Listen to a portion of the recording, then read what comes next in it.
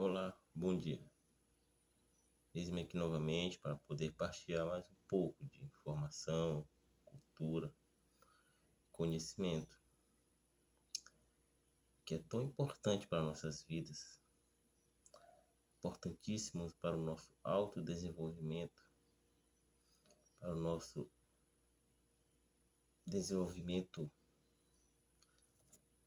intelectual, moral, profissional, enfim, contexto geral. Isso é maravilhoso para que possamos evoluirmos. Sabemos que nascemos dotados de inteligência, como o próprio Sócrates afirma, mas temos que desenvolvê-la, assim como também Aristóteles, no caso, assim como também está escrito pelo autor Cury, Augusto Cury, em seu livro Código da Inteligência. Temos que desenvolvê-la, nossa inteligência. Então, seu desenvolvimento pessoal como ser humano, o meu, o nosso, nós, como brasileiros, precisamos muito. De trás já viemos, mas somos carentes de informação, de cultura, somos carentes. Precisamos, claro e evidente, precisamos de um desenvolvimento maior, desenvolvermos como sociedade, sermos uma sociedade plenamente desenvolvida, passa pela instrução, pelo conhecimento e pela cultura, porque é a maior empresa, aquela que nunca pode falir o seu intelecto, através dos conhecimentos, como física, química, é que podemos desenvolver produtos, tecnologias, enfim. A cultura, o conhecimento é vital. Isso é a verdadeira riqueza. Isso se materializa no capital, qualidade de vida, que proverá dessas culturas, dessas informações, porque desenvolveremos produtos e venderemos, e assim toda a nação ganha, né? Uma maneira bem simples, quero explanar. Então, para que não possamos ser manipuláveis, possamos ter nossa alma blindada, de uma certa forma, nossa alma preenchida. Sua alma nunca estará vazia se você não preenchê-la com cultura, formação, conhecimento, buscar sabedoria nos livros, e buscar primeiramente a sabedoria do alto, que a verdadeira sabedoria provém do Criador. Jamais, jamais construiremos um país, uma nação da qual nós merecemos, seus filhos, nossos netos. Jamais a nossa nação, linda, maravilhosa, se posicionará diante do mundo em sua posição, no qual está destinada a ela, se eu e você não fizermos o nosso papel. A mudança do país nunca virá de cima para baixo. Não vem de partido, não. A mudança do país, mudança real e verdadeira, só pode vir de baixo para cima. De nós, da camada, da sociedade, você se transformando, você evoluindo, se desenvolvendo a cada dia. Desenvolvimento que será para toda a vida, porque para toda a vida se estenderá esse processo de aprendizado. Com isso, só há ganhos. primeiramente, você ganhará. Sua família, sua esposa, seus filhos, pai, mãe, irmão, vão ganhar porque eles vão ter uma pessoa muito melhor, uma pessoa que a cada tempo está se autoaperfeiçoando, está evoluindo. Eu, ao sair pelas ruas e andar, tenho meu transporte, mas atualmente me locomovo de ônibus. Eu vejo que nós, como povo, como nação, necessitamos de um desenvolvimento intelectual, necessitamos de um desenvolvimento.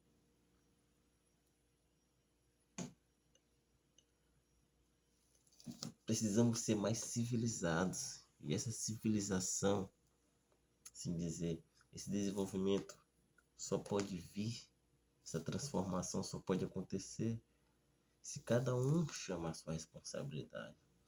É o trabalho de formiguinha. Depois que cada um fizer a sua responsabilidade, tratar de si, seu autodesenvolvimento, haverá uma cadeia de ganhos. A sua família ganhará, você ganhará, primeiramente sua família ganhará, e a sociedade como um todo. Teremos uma sociedade transformada, porque as pessoas, as famílias estão se transformando, estão melhorando, estão se aperfeiçoando. Não haverá mais quem nos roube, porque aquele jovem que outrora estava neste rumo, esta prática, não estará mais. Teremos uma sociedade mais segura, teremos uma sociedade mais justa. É a sociedade que nós almejamos só pode vir por um aspecto que eu creio. Só pode vir de uma pessoa transformada, uma sociedade de pessoas que constantemente buscam o autodesenvolvimento. Eu, como cristão, acredito e vivo isso. Eu não sou um hipócrita. Eu vivo o que eu falo. Não sou um hipócrita. Se estou falando isso, porque isso vem acontecendo continuamente em minha vida. Os meus pais, meus irmãos, minha família tem uma pessoa muito melhor do que eu de 5 anos atrás. As portas vão se abrindo profissionalmente. Você fará com que apareçam oportunidades profissionalmente. O mercado ganha, porque terá um ser humano, um trabalhador, da maneira como o mercado precisa, capacitado, porque eu busco plenamente na minha capacitação, a questão do meu autodesenvolvimento pessoal. Ele é amplo, não só como profissional, como pai, como filho, como cidadão. Então, o país ganha. Então, temos que parar no sentido espiritual, religioso, político. As pessoas, eu observo que nós terceirizamos responsabilidades que é nossa. Certo, vivemos em uma democracia na qual ela é representativa, mas isso não tira deveres meus, não tira responsabilidades minhas como cidadão, além de acompanhar, cobrar os nossos representantes. O seu desenvolvimento é muitíssimo importante. Então, por crer e viver isso, aqui de uma maneira simples, singela, humilde. Eu quero somar com muitos que estão aí, seus canais. E o foco é as pessoas, o foco é você. O meu foco é o ser humano. Não importa se você tem qual o conceito filosófico que você segue, nem sabe que é um conceito filosófico, por falta de conhecimento. Como volto a repetir, é um problema sério em nós, como brasileiros, e é o causador das nossas mazelas, do nosso atraso,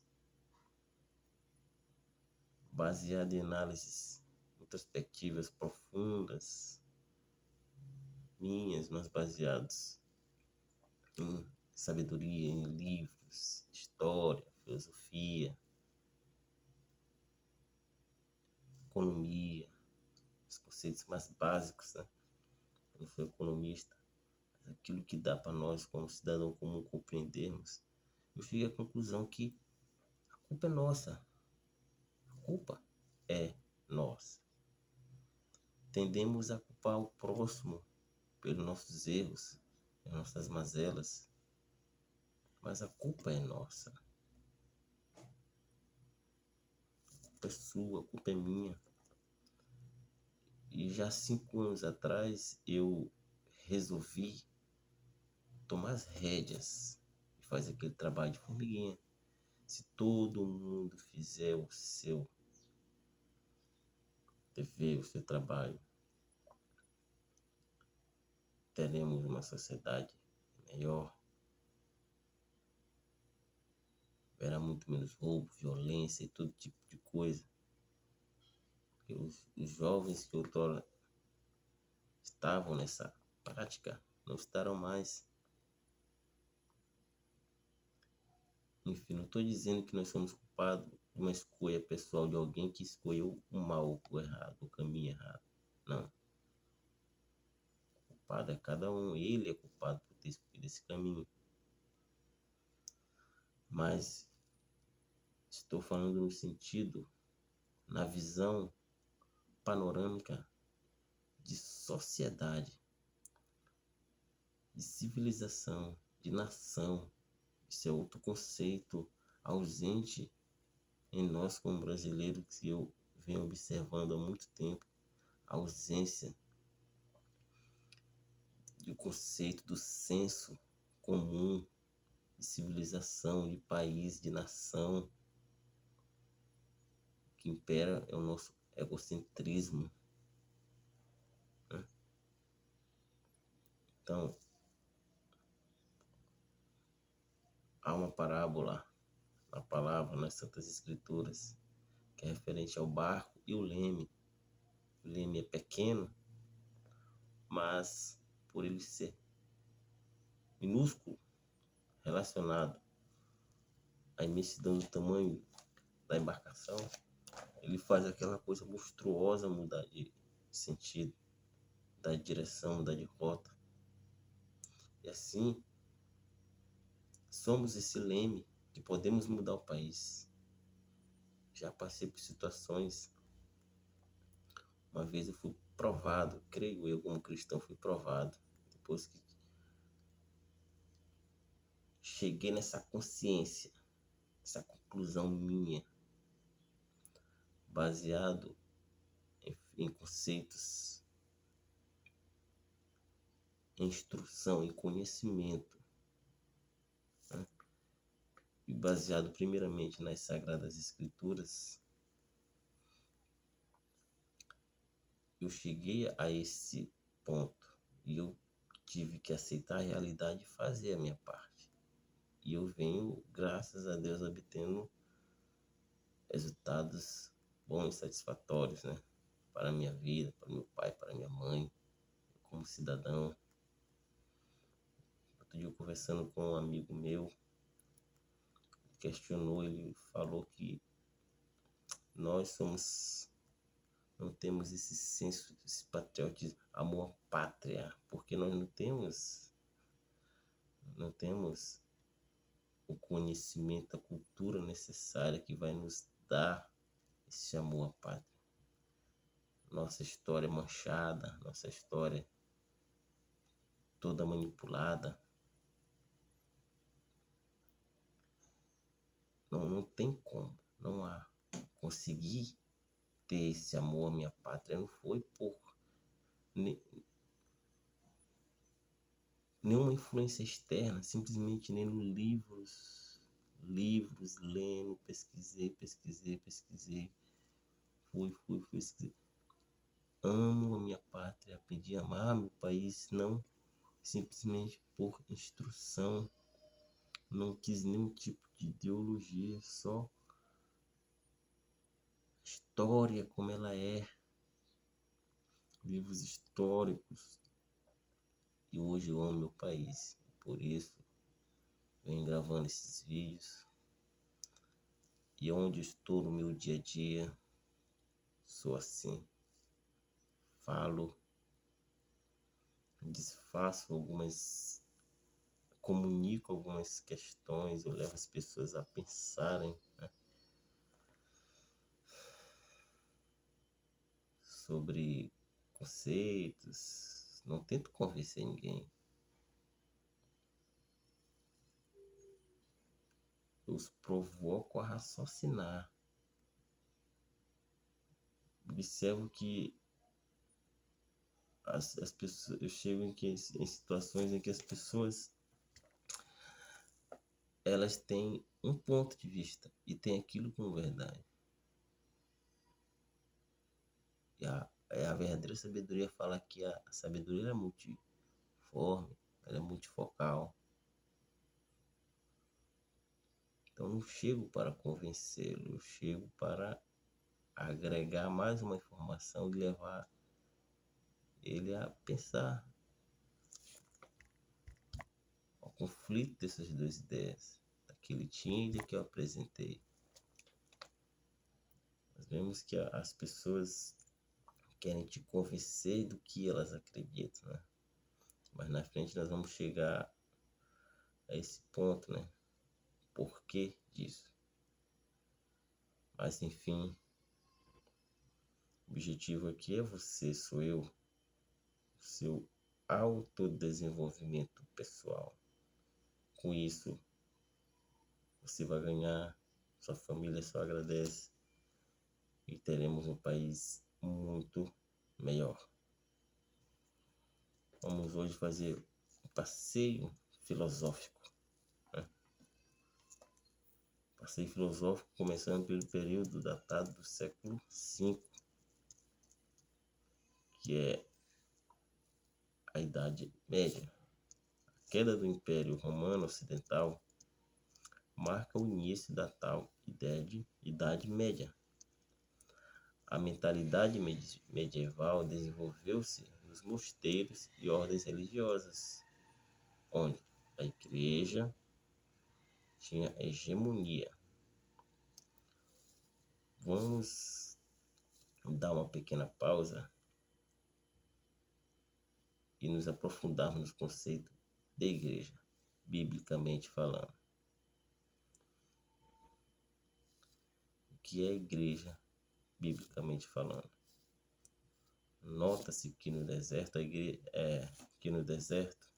o Senhor ordenou um local que fosse levantado no intuito de unir, ajuntar, concentrar as pessoas para o vir prestar culto através das oferendas, sacrifícios.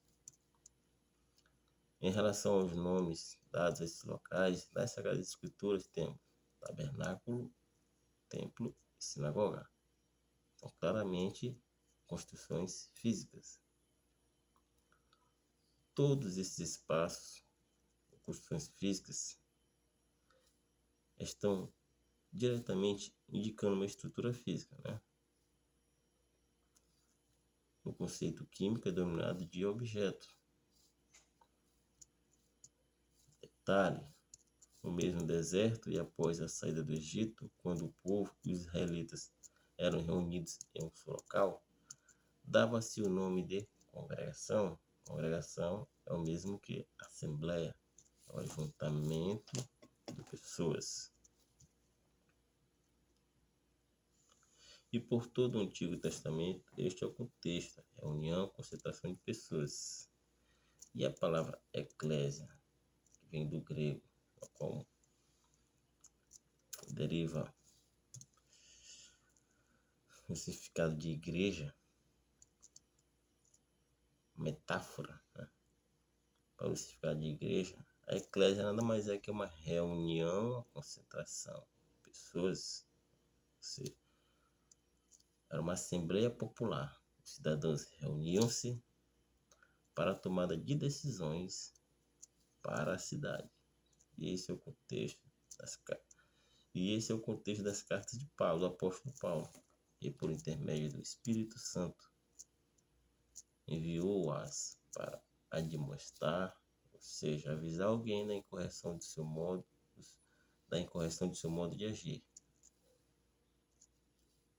Enviou as cartas para instruir, doutrinar as pessoas, exortar, também estimular, animar. E além de instruir e doutrinar as pessoas, esse é o contexto bíblico de eclésia. Mas também são pessoas. Já o que aparentemente é evidenciado no texto, ao qual eu estou citando agora, qual anteriormente foi nos falado sobre a mentalidade medieval que desenvolveu-se nos mosteiros e ordens religiosas, onde a igreja tinha hegemonia, claramente está fazendo uma referência a uma instituição chamada Igreja Católica Apostólica Romana. O traço mais marcante da mentalidade medieval é a religiosidade. E em todos os ambientes e na vida social e cultural. A religiosidade marcava as vidas das pessoas, tanto no âmbito social e cultural, e familiar. A vida social, a vida espiritual era o modelo de vida social, inspirando condutas e formas de agir. Hoje temos uma dicotomia.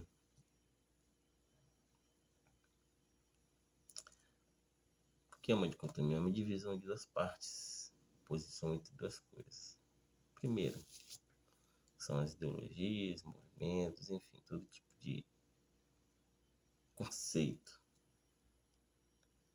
qualquer que seja,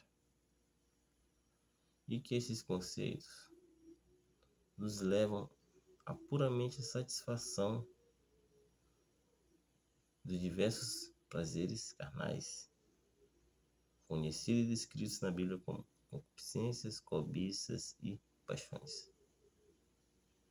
Segunda parte dessa dicotomia são as pessoas que buscam uma vida mais espiritual, incluído nesse contexto, né? Ligadas ao Criador. E há também aquelas que faziam mix, né? Elas procuram uma vida mais nem tão espiritual, nem tão... Você ali uma mescla do carnal e espiritual, né? Humanamente falando. O contexto espiritual é outra... Não há essa divisão. Mas aqui nessa divisão, conforme o olhar humano e uma visão dessa dimensão física da qual nós vivemos, muitos vivem esse mix, né?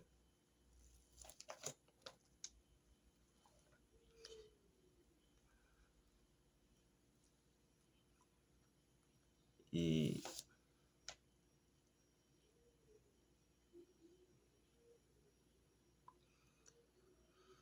isso coincide ao que está descrito, né, em Coríntios e Gálatas, uma distinção entre o carnal e o espiritual. Né?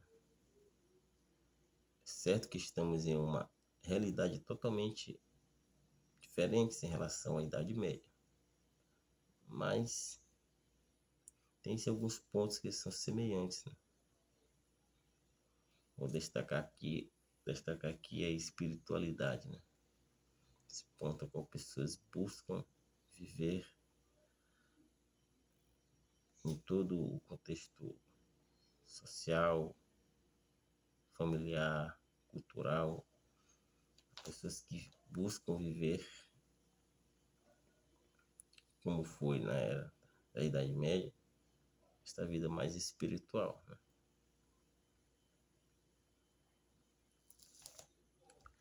Desde os primórdios da humanidade, o ser humano, por livre iniciativa e necessidade, busca conexão com o ser divino e superior. Isto está enraizado dentro da natureza humana. Não importa que a vida que você vive, isso ninguém pode tirar. Deus pôs em nós, ninguém está livre disso. Você pode até negar para todo mundo, lá no íntimo, no canto mais remoto, mais escondido da sua alma, está lá. Esta necessidade de conexão com o divino. E o exemplo disso são as religiões. Né?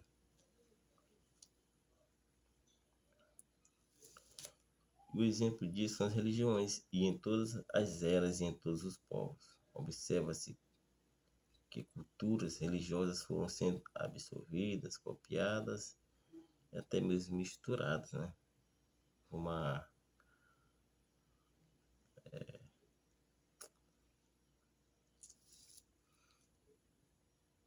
um ecumenismo, no caso.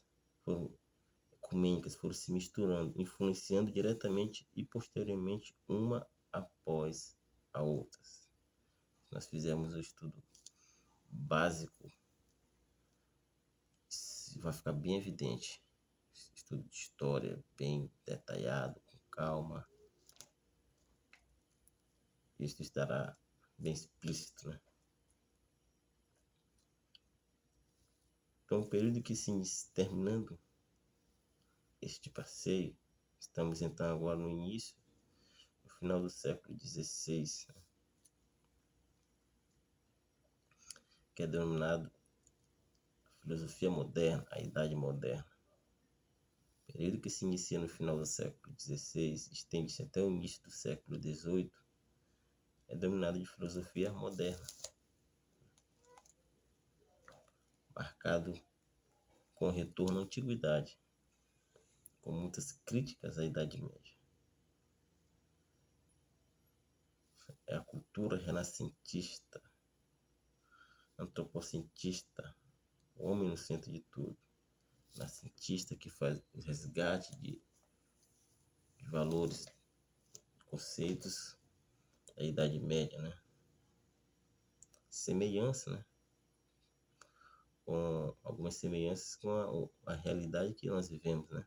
As pessoas, eu também busco isso, né? Porque a história sempre tende a repetir-se, a história sempre se repete. Como está escrito no livro de Eclesiastes, não há nada de novo. As atividades humanas sempre é um ciclo, sempre mesmo.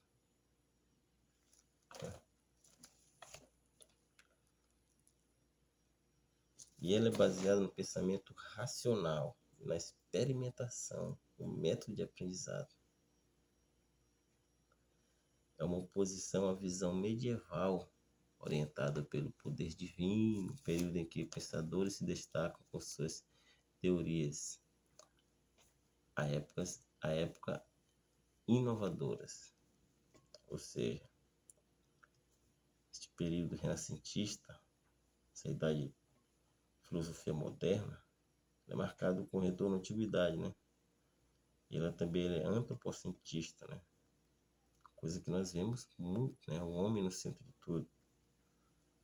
Por isso que é importante estar dando esses passeios filosóficos,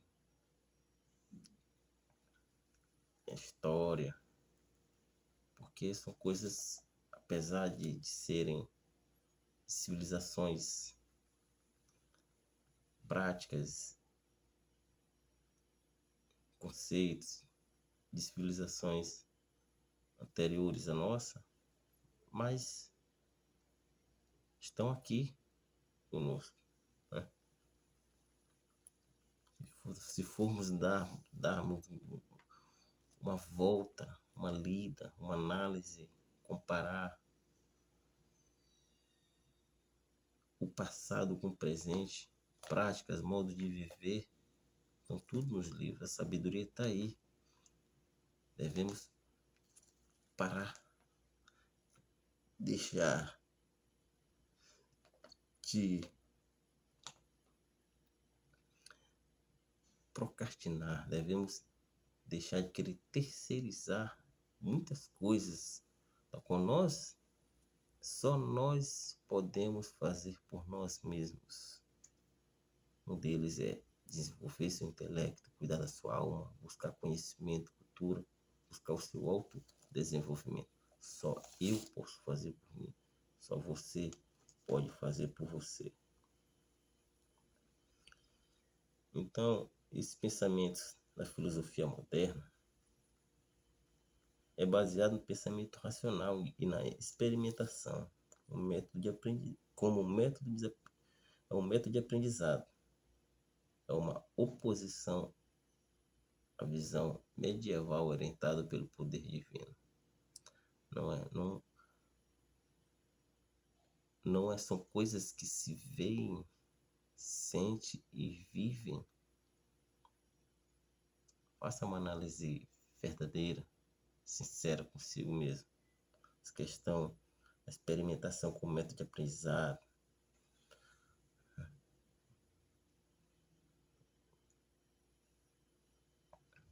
Então, nesta era medieval, é claramente uma oposição à visão, nessa era renascentista, filosofia moderna, na era moderna, vem com uma visão de oposição à visão medieval, orientada pelo poder divino. Período em que pensadores se destacaram com suas teorias, à época inovadoras, né? Foi a época da filosofia moderna, né? A qual veio as teorias inovadoras, né?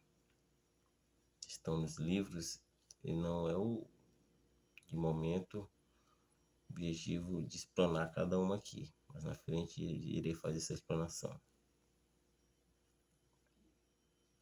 Então passamos dessa idade da filosofia moderna, estamos entrando agora nos tempos da filosofia contemporânea.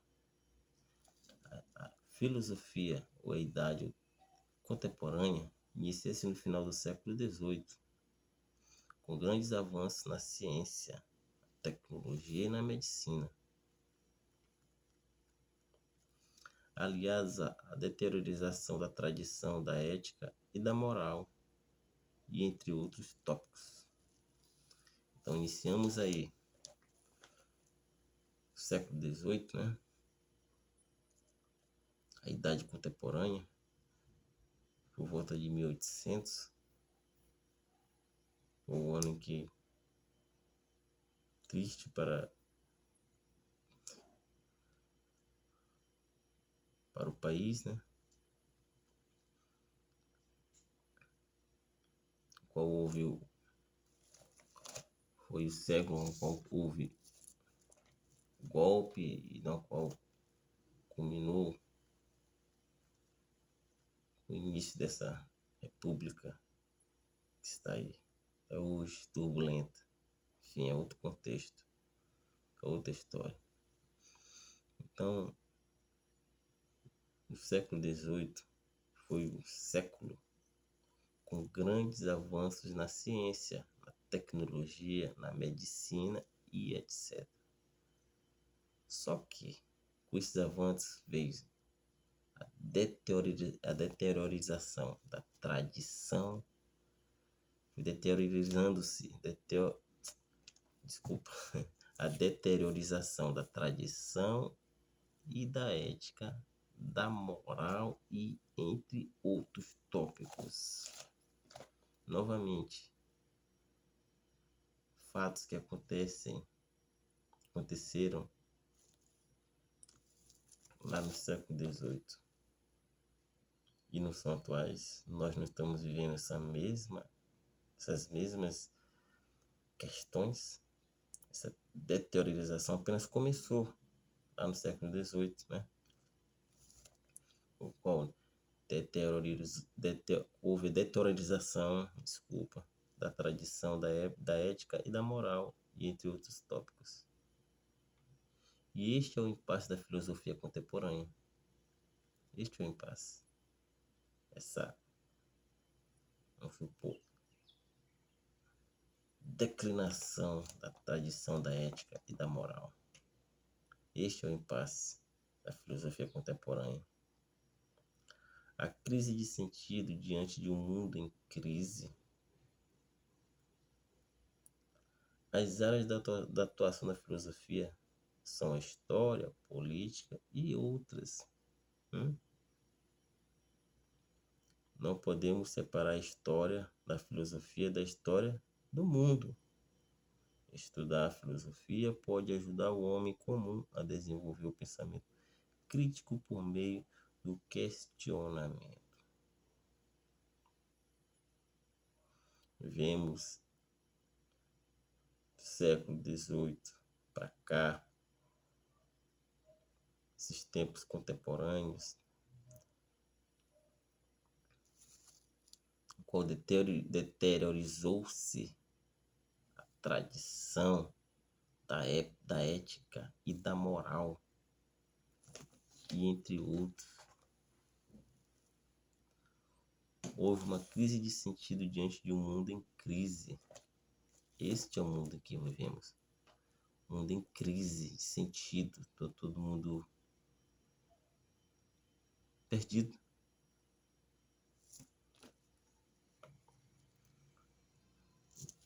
Dá-se aí a importância da cultura, do conhecimento e da filosofia. Para entendermos a política, temos que estudar filosofia, história. É importante, porque as áreas de atuação da filosofia são história, política, entre outras, arte, etc. Não podemos separar a história da filosofia.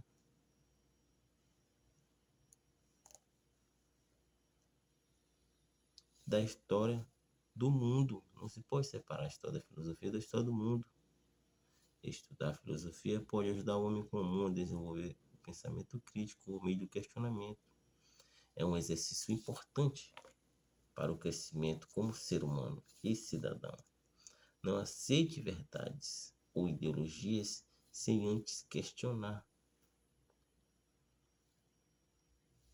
Faça uso do eu como gestor no intelecto.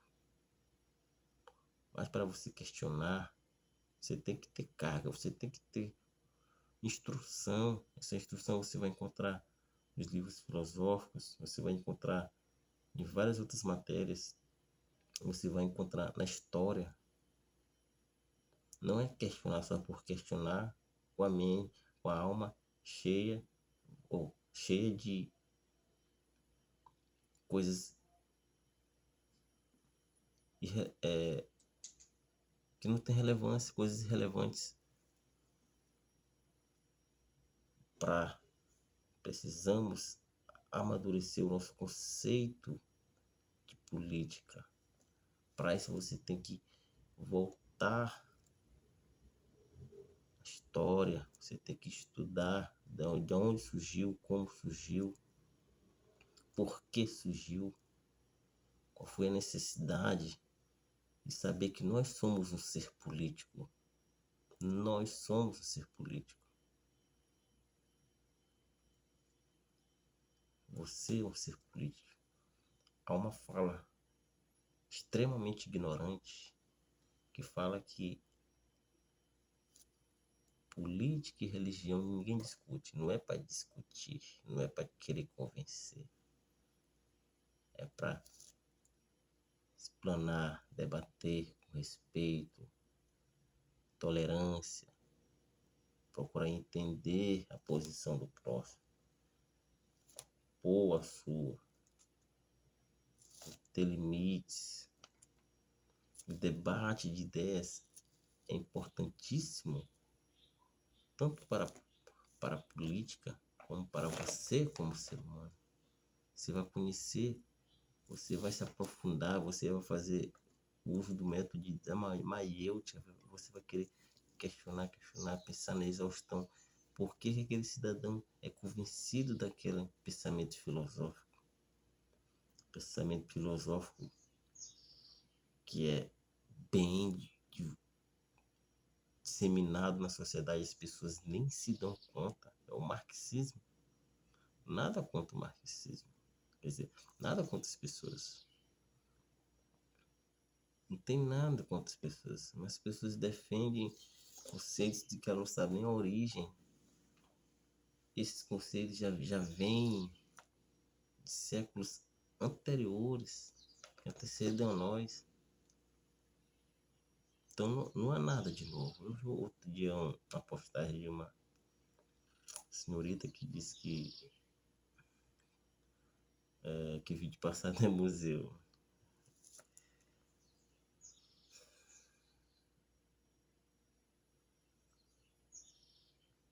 Mas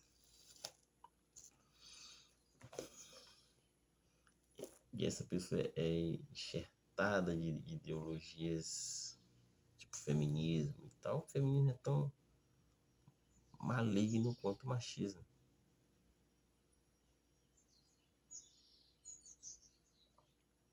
Então faça o uso, essa análise crítica, desenvolva o seu intelecto.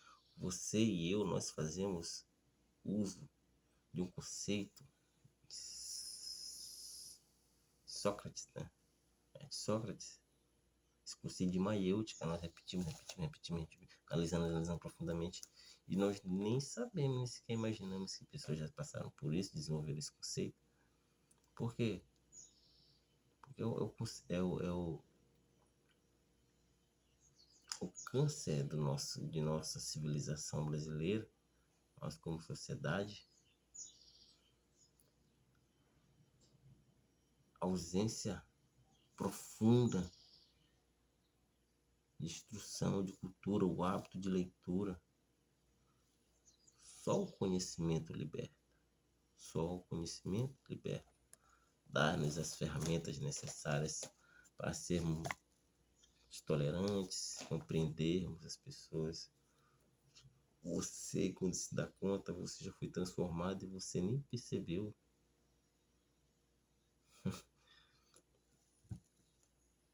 É maravilhoso, é maravilhoso. Então, aplique os estudos de filosofias com perguntas reflexivas sobre ideias e sobre o mundo real. Exercícios de pensamentos são fundamentais para aprender a refletir, a ser mais crítico e não aceitar o discurso de outros ou situações do mundo real sem pensar a respeito, a fim de tomar uma posição, tomar uma atitude consciente ou validar diferentes conhecimentos ou ideologias. Então, é isso. Repetido novamente. Aplique os estudos de filosofias com perguntas flexivas sobre ideias e sobre o mundo real. Exercícios de pensamento são fundamentais para aprender a refletir e a ser mais crítico e não aceitar discursos de outros ou situações do mundo real, sem pensar a respeito, a fim de tomar uma posição toma uma atitude consciente, ou validar diferentes conhecimentos ou ideologias. Sócrates acreditava que a sabedoria não vinha somente com a observação, mas também da introspecção. Conheça-te a ti mesmo. Usar ideias pensadas e repensadas por milênios pode ser o melhor remédio para os grandes dilemas atuais. Nenhum problema é novo. Alguém já passou por ele.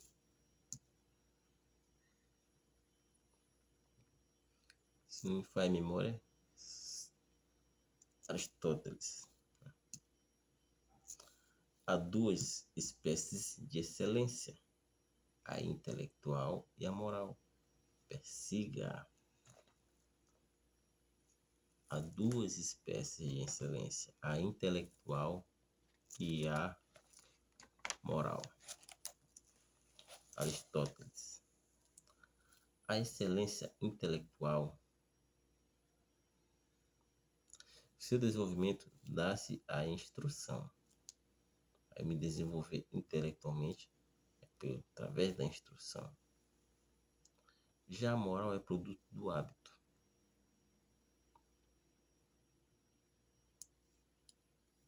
A orientação filosófica desapareceu da nossa cultura, mas certamente ela é necessária. O mundo é um lugar conturbado, está cada vez mais volátil, instável, complicado e perigoso, e também mais próspero.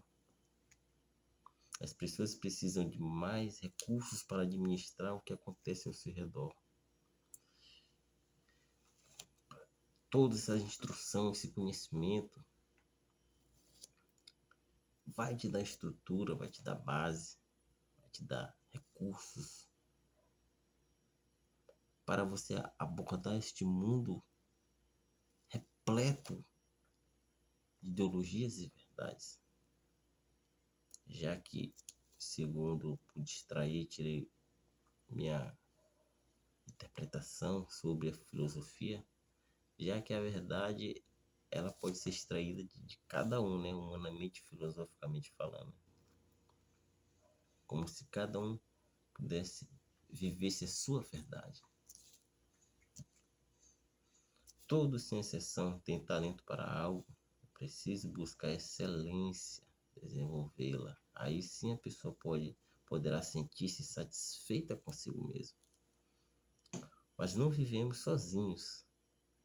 Há de haver um grande bem para a sociedade.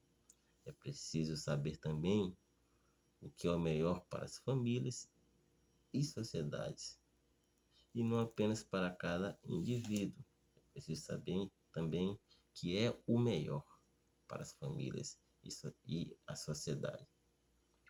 Seu desenvolvimento terá um reflexo na sociedade como um todo e como país. Todo mundo ganhará. Seja culto. Não espere por Estado, pelo governo. Hoje, graças a Deus, podemos comprar pela internet livros. Eu compro livros baratos, 19, 17, 20 e pouco. A forma de pagamento de parcela, cartão. Busque. Temos que ser, de alguma forma,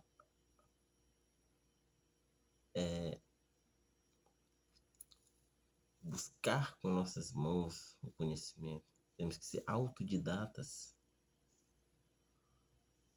visando o seu desenvolvimento para a sua família ganhar, a sociedade ganhar. Já falava Aristóteles, lá na Grécia Antiga. Olha, é novo. O que é de novo nessa terra? É importante sim fazer mergulhos profundos, história, na filosofia, sim. Todos, sem exceção, têm talento para algo. É preciso buscar a excelência, desenvolvê-la. A excelência duas, a intelectual e a moral. A intelectual dá-se através de absorção de conhecimento, né? Instrução.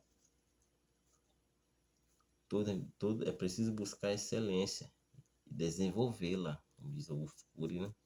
Nascemos com nossa inteligência, mas você deve desenvolver sua inteligência. Aí sim a pessoa poderá sentir-se satisfeita consigo mesma, verdade? Mas não vivemos sozinhos. Há de haver um grande bem para a sociedade. E é preciso saber também que é o melhor para as famílias e sociedade, não apenas para cada indivíduo. Então, a mudança, a transformação que o Brasil precisa só pode vir de mim, só pode vir de você, através da instrução. Busque a excelência intelectual e moral. A excelência moral é um hábito. Passei por uma situação uma vez que eu creio que foi a prova. Deus provou meu coração. Um dia eu tive uma experiência pessoal com o Criador, meu serviço. Daí então, decidi me submeter à vontade dele e viver a palavra, meditar, conhecer, pesquisar e busco vivê-la cada dia. Posso ser íntegro, mas não sou perfeito. Posso ser justo, mas jamais serei perfeito. Posso ser correto, mas jamais serei perfeito, porque perfeito é só Deus. Mas essa justiça, essa integridade, essa correção é o que transformará a sociedade.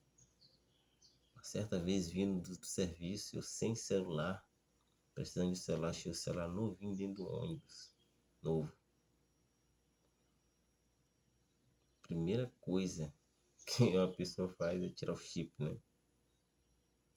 Foi a primeira coisa que veio ao meu coração.